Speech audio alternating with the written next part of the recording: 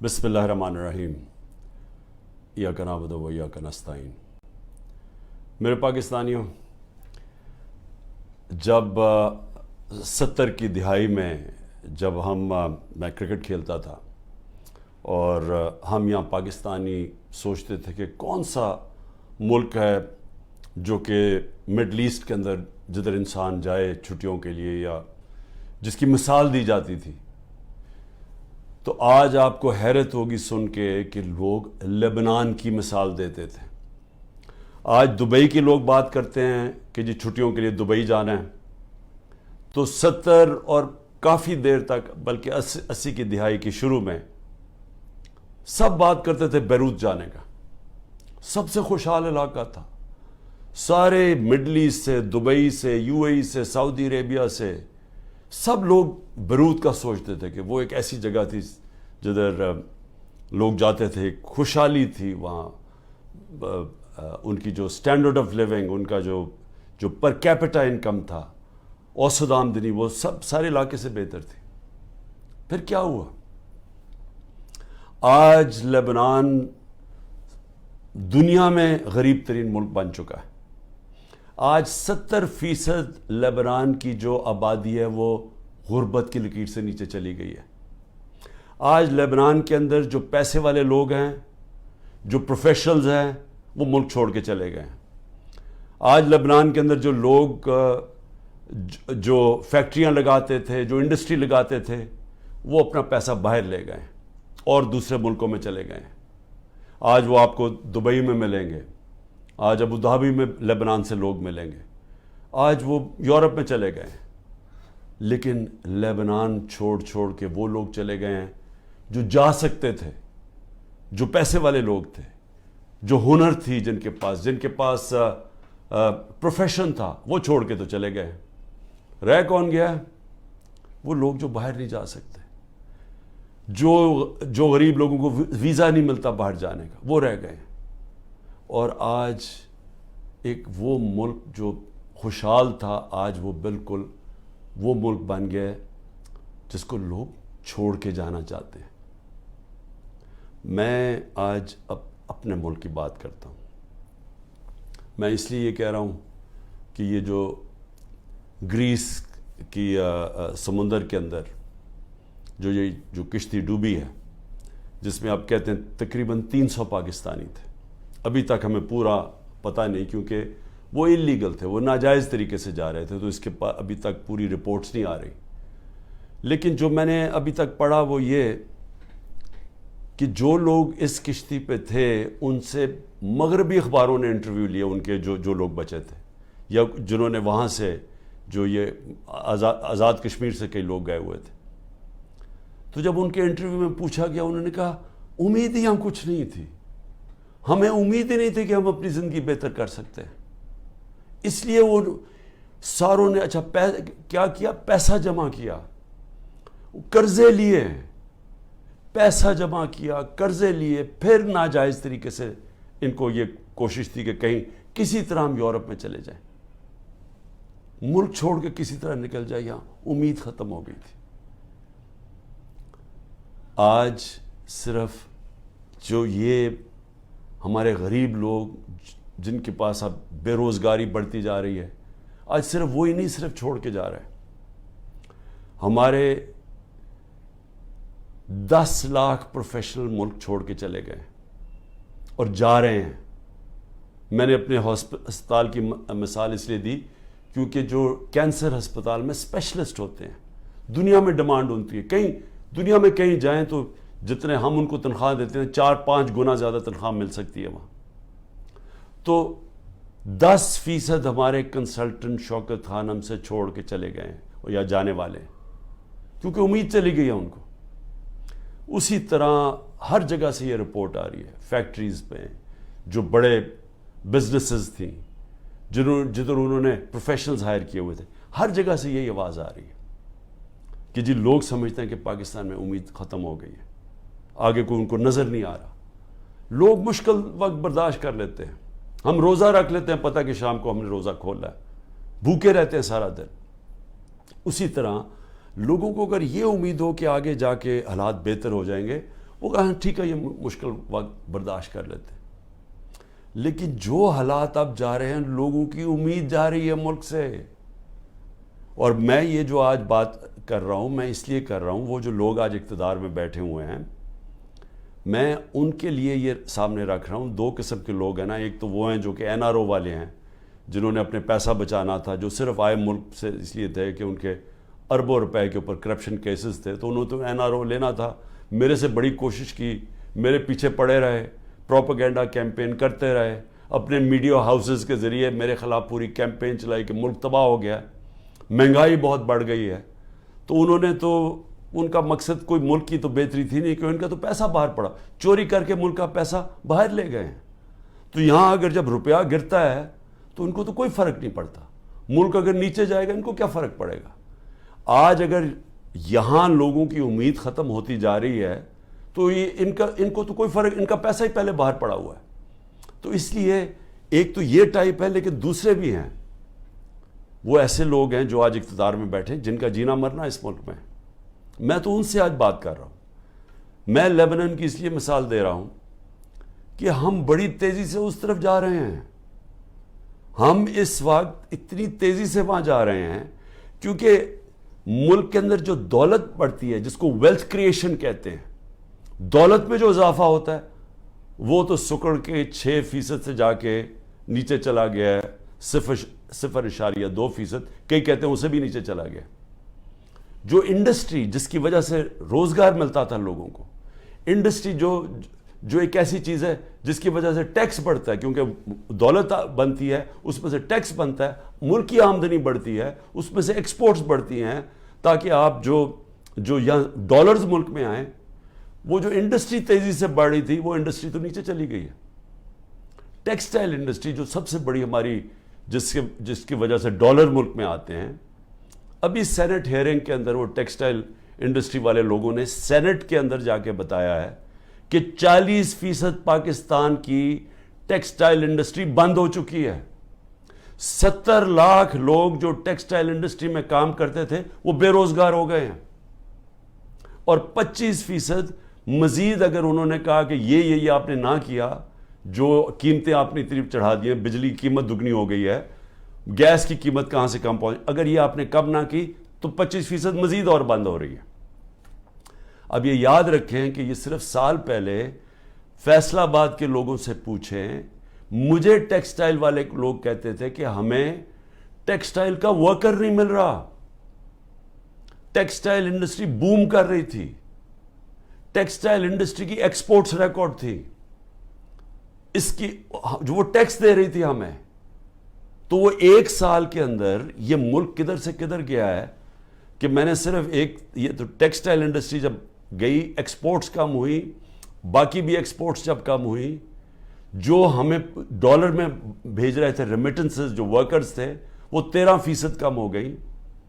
ہم نے صرف 1 سال کے اندر جو ڈالر ہر سال بڑھ رہا تھا, ہمارے آخری 2-3 سال ڈالر بڑھتے جا رہے تھے, ریمیٹنسز بڑھتی جا رہی تھی, ایکسپورٹس بڑھتی جا رہی تھی, ہر سال بڑھتی جا رہی تھی, ریکارڈ تھی ہماری آخری 1 سال میں.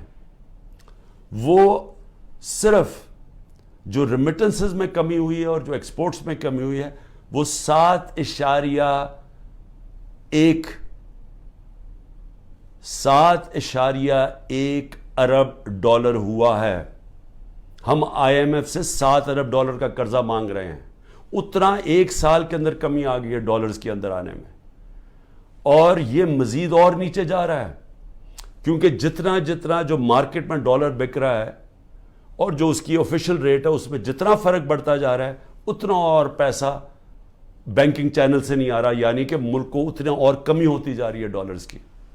اور جس طرح ہماری انڈسٹری بند ہوتی جا رہی ہے, ڈی انڈسٹریلائز ہو رہا ہے, آگے بے روزگاری بھی بڑھتی جا رہی ہے, اور ہمارا ٹیکس بھی کم ہوتا جا رہا ہے, اور آگے جا کے جو ہمارا ایکسپورٹس جو ڈالرز آنے ہیں وہ مزید اور کم ہوتے جا رہے ہیں. تو ملک میں امید کیوں جا رہی ہے لوگوں کی؟ کیونکہ ان کے پاس اب کوئی راستہ ہی نہیں ہے اس کو چینج کرنے کا. جو کوئی بھی روڈ میپ ہوتا ہے کہ ہاں یہ کرائسس آ گیا, ایسے نکلنا کیسے ہے, سامنے تو ان کے پاس کوئی روڈ میپ ہی نہیں ہے. اوپر سے آئی ایم ایف کے ساتھ سمجھوتا نہیں ہوا. اب یہ بھی سمجھ لیں کہ آئی ایم ایف کے ساتھ سمجھوتے کا کیا مطلب ہے کہ آئی ایم ایف کہ اب ہمارے پاس ہم نے آگے ادائی کرنی ہے ہماری جو قرضوں کے اوپر قسطیں ہیں ڈالرز کی, اب وہ ہمارے پاس ہے ہی نہیں, اور اگر ہم نے ڈالرز نہ دیے تو ڈیفالٹ کر جائے گا. ڈیفالٹ کر گیا تو بھی پاکستان کی تاریخ میں 38% مہنگائی ہے, تاریخ میں سب سے زیادہ.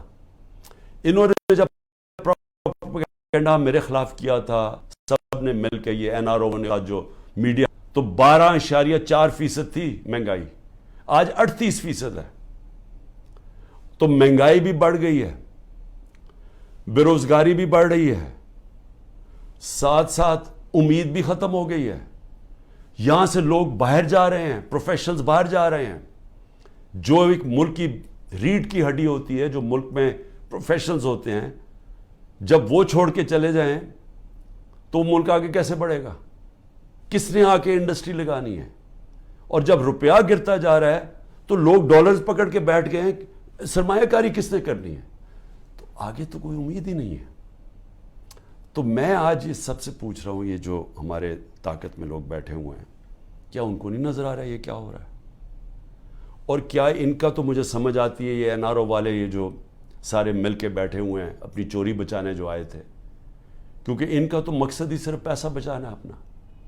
لیکن جنہوں نے ملک کو بچانا ہے اور جن کے اوپر جن کا جینا مرنا اس ملک میں ہے, کیا ان کو نہیں نظر آ رہا یہ کیا ہو رہا ہے؟ اور یہ جو حربے استعمال کیے جا رہے ہیں, میں اب آگے یہ بھی سوال پوچھوں, کبھی تو ایک ہی پلان نظر آ رہا ہے. پلان یہ ہے کہ عمران خان کو راستہ کیسے روکنا اقتدار میں آنے سے, یہ بس پلان ہے. سارے اداروں کو لگایا ہوا ہے کہ عمران خان کو فیل کیسے کرنا ہے. سارے, چاہے ایف آئی اے, نیب, اینٹی کرپشن,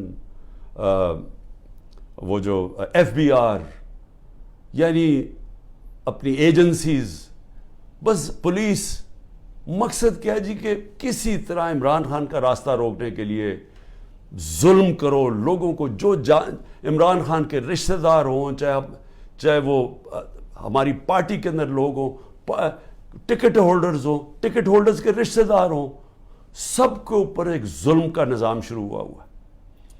آڑ لی ہوئی ہے اس کی, یہ جو 9 مئی کی, جو ہم سب کہہ رہے ہیں کہ تحقیقات ہونی چاہیے جنہوں نے کیا ہے, اس کے اوپر کوئی انڈیپینڈنٹ انویسٹیگیشن نہیں کرنی.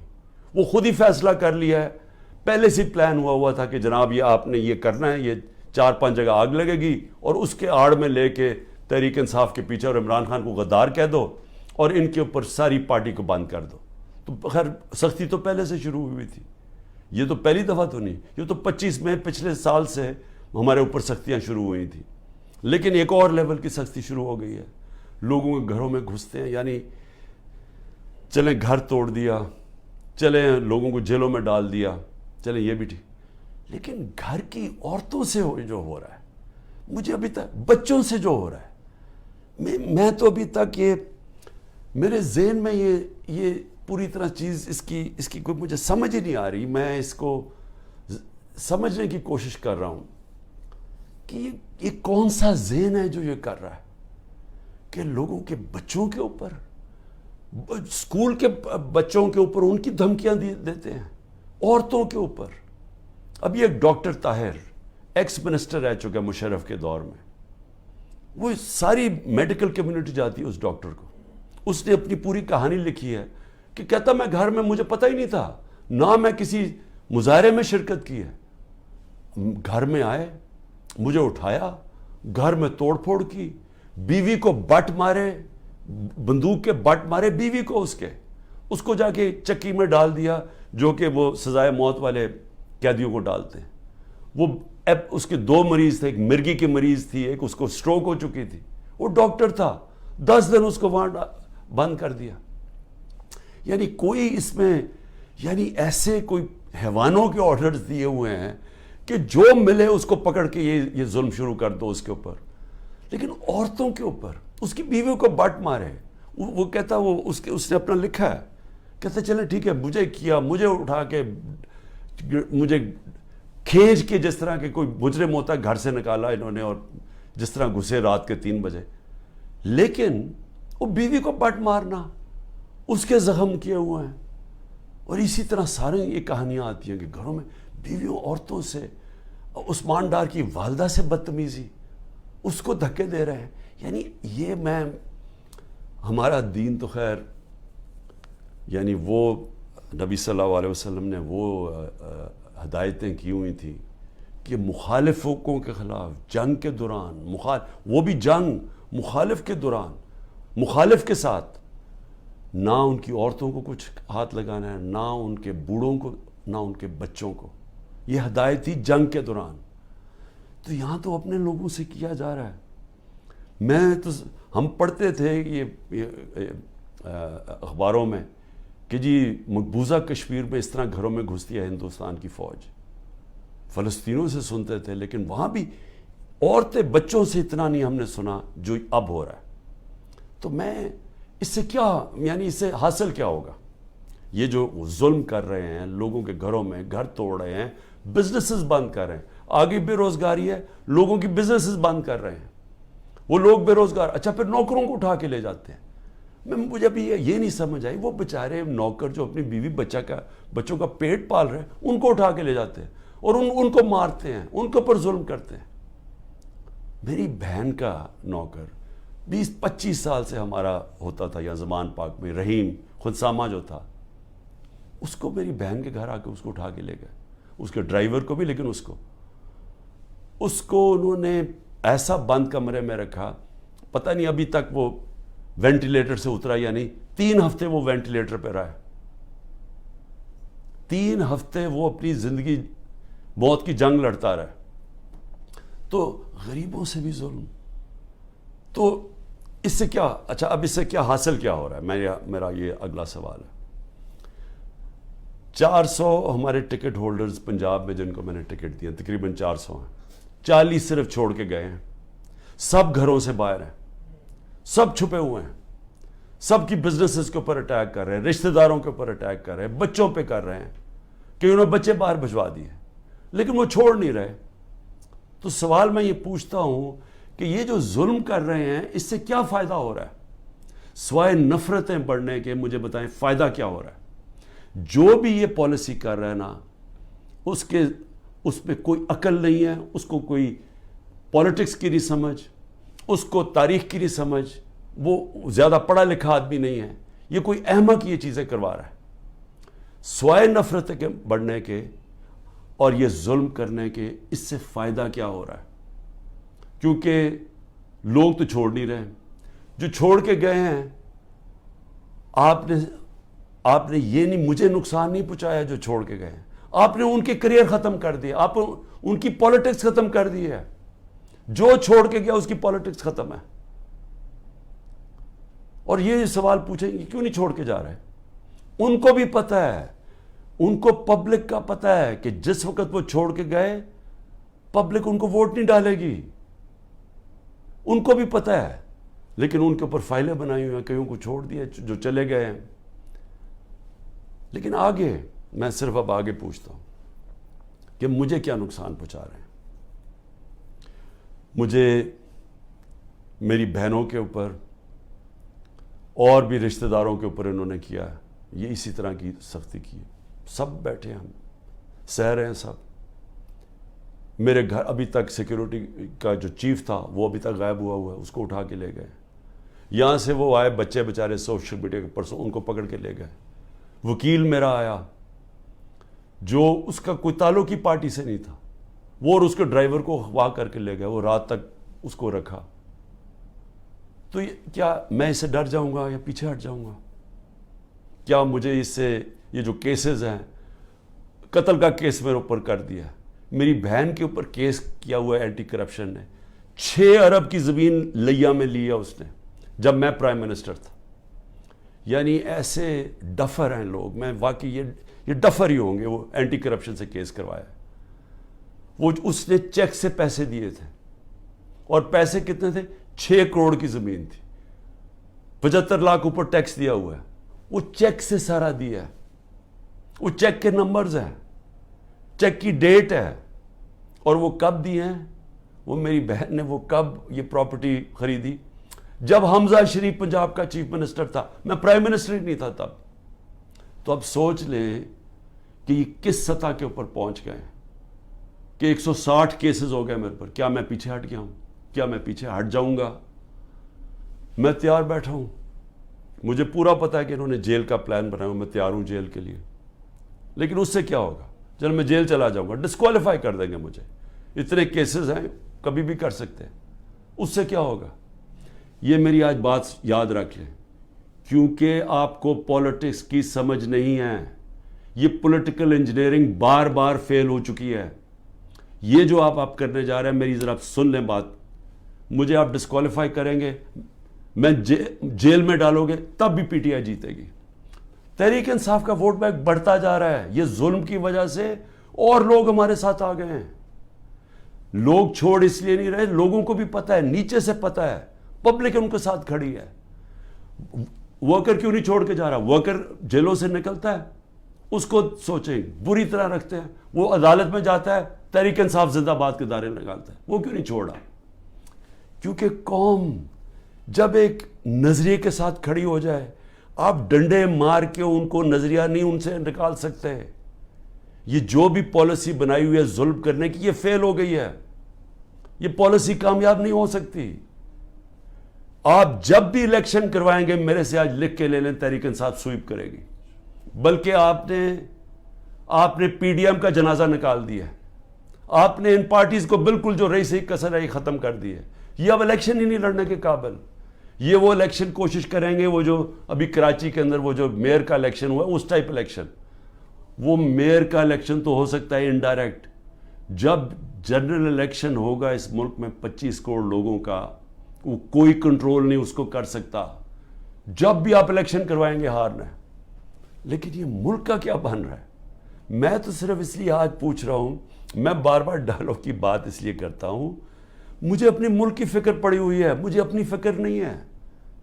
کیونکہ جو بھی آپ کریں گے، مجھے یہ اللہ، جب قوم ساتھ کھڑی ہے تو مجھے کس چیز کی فکر ہے؟ لیکن ملک کی فکر ہے. کیونکہ ملک، ہم لیبنان کی طرف تیزی سے جا رہے ہیں.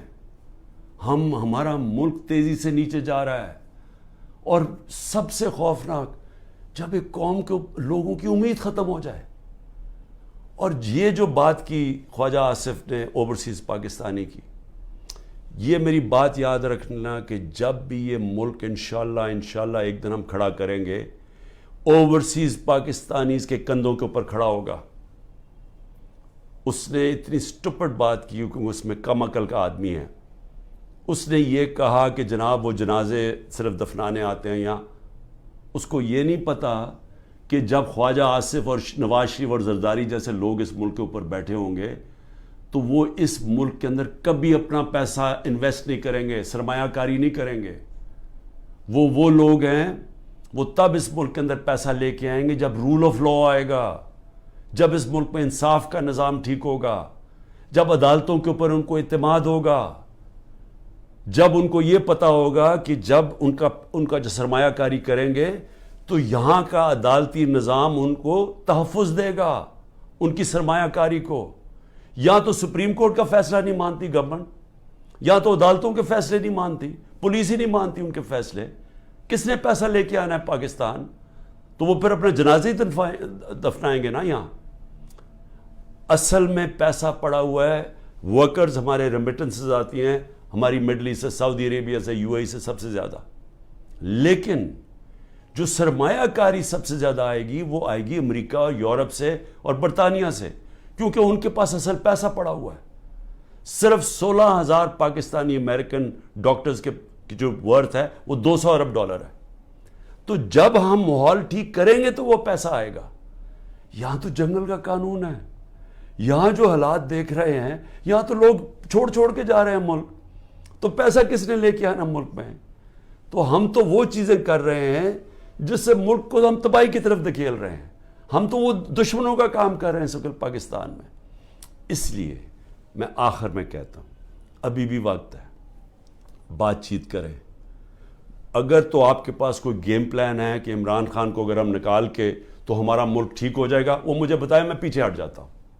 لیکن اگر گیم پلان صرف یہ ہے کہ عمران خان راستے سے ہٹ جائے کیونکہ یہاں لوگوں کو اپنی ذاتی فائدے نظر آ رہے ہیں، لوگ اپنے این آر او مل جائے گا لوگوں کو، یا لوگوں کو اپنی پوزیشنز کی فکر پڑی ہوئی ہے، اگر صرف اس لیے عمران خان کو ہٹانا ہے تو عمران خان تو راستے سے نہیں ہٹے گا. عمران خان بیٹھا ہے یہاں، جو کرنا کرو. لیکن ملک، ہمارا ملک کبھی بھی معاف نہیں کرے گا.